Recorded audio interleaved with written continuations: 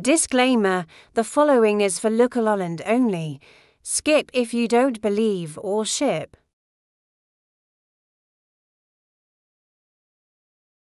Dearest Lookalicippers, for years, Nicola and Luke have moved in a space filled with undeniable chemistry, synchronicity, and moments that fueled something deeper than mere friendship in the eyes of many.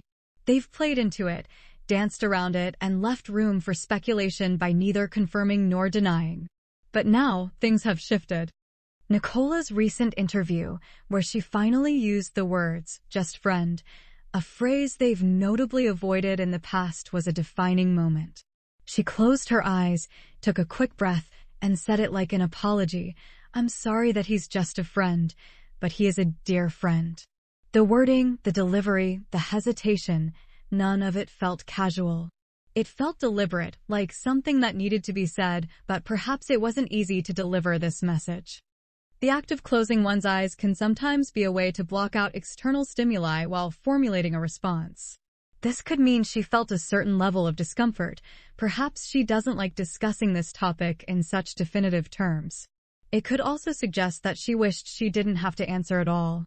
The breath before speaking might indicate a moment of internal negotiation before proceeding.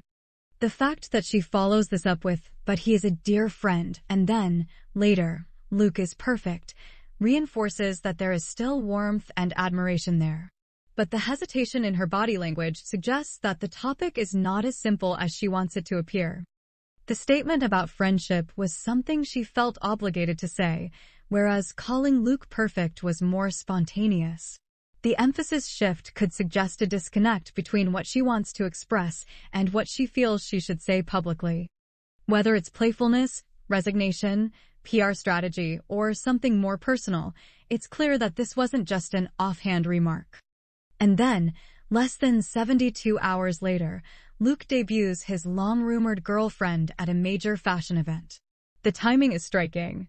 For months, he seemed to be opting for privacy, never confirming, never engaging, never defending her against backlash, and never appearing fully at ease in public sightings. But suddenly, the narrative is cemented. The patterns have changed. Luke has changed his approach. He was once silent, hesitant, and distant about this relationship. Now, suddenly, he is presenting it in an official capacity after Nicola distanced herself with her words. Coincidence? Unlikely. Nicola's synchronization remains undeniable, even in the way they navigate this shift in narrative. Whether intentional or not, they continue to mirror each other's behavior. Nicola makes a public statement. Luke follows with a carefully timed move. It's a pattern we've seen before, a rhythm they seem to fall into effortlessly.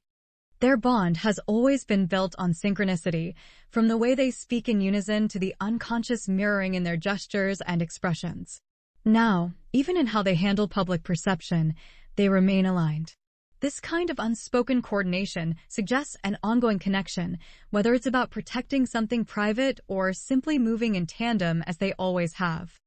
Whatever the case, the timing is too precise to be a coincidence. The dance continues, just with a new routine.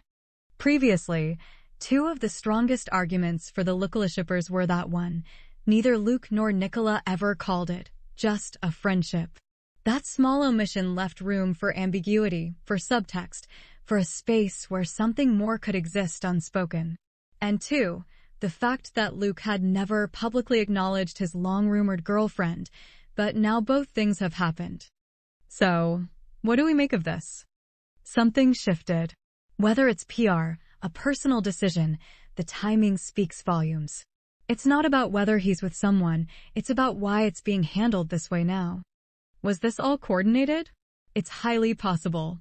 A synchronized effort to shut down speculation, to realign public perception, to take control of a story that had spiraled beyond their grasp.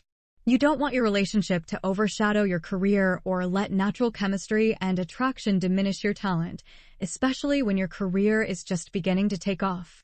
Whether out of personal necessity, professional strategy, or simply to ease external pressures, they've made their statement. But the lingering question remains, why now? Why not months ago when rumors were at their peak? Why not a simple, clear acknowledgement that could have saved them from the relentless discourse?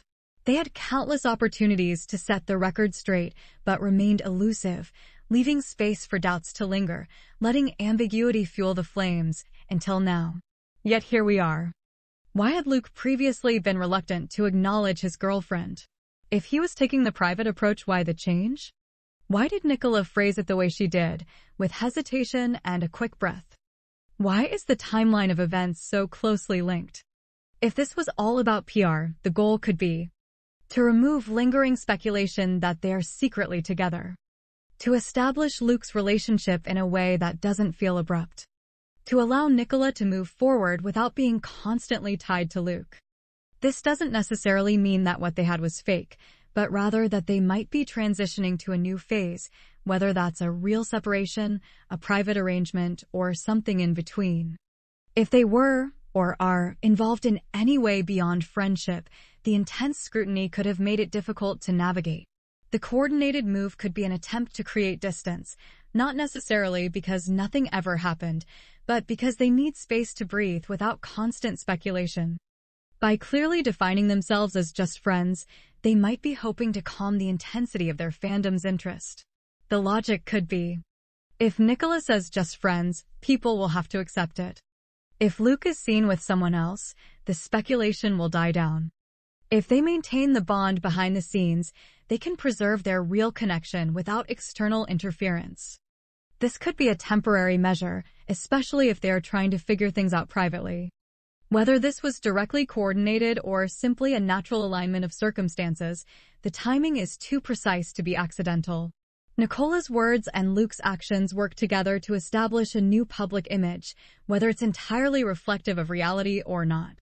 Ultimately, this could be a mutual decision to shift focus away from their relationship dynamics. A move to protect their bond by reducing outside pressure. A way to create distance for personal or professional reasons. A redirection of attention whether toward other relationships, their careers, or a more private arrangement. The first thing we should accept is the reality they present to us at this moment, as it is highly likely to reflect their current truth. No matter what the current truth is, one thing is clear: this was not a random occurrence. It was a deliberate shift in narrative, one that raises more questions than it answers. It's time to take a step back and let this breathe. Nicola and Luke have clearly coordinated their messaging, and this is the narrative they've chosen to put forward. Whether it's the absolute truth or just the version they want the world to accept, it's their life, their choices, and their prerogative. We should not send them or their close ones any negativity. We only see what they choose to show us, and like all human beings, they have their own reasons and emotions. In my opinion, they don't deserve hate, they need respect. As I've mentioned, I appreciate their work and talent, but the only reason I'm here is because I love their love. Whatever the reason, they have chosen this path, and it's one that deserves to be respected. This isn't about being buffeted by the wind, but about letting it guide the sails. If this is the story they want to tell, so be it. Whether it's the full truth or a narrative built for necessity, only time will reveal what lies beneath the surface. For now, I take a step back, not because I've stopped believing, but because I recognize the signals they've given. Some truths take time to unfold, and if there's one thing Nicola and Luke have taught us, it's that not everything is as simple as it seems. There's no love lost here, only the ebb and flow of tides, the natural rhythm of a journey that isn't necessarily over, just momentarily obscured. History has shown us that where there's smoke, there's often fire.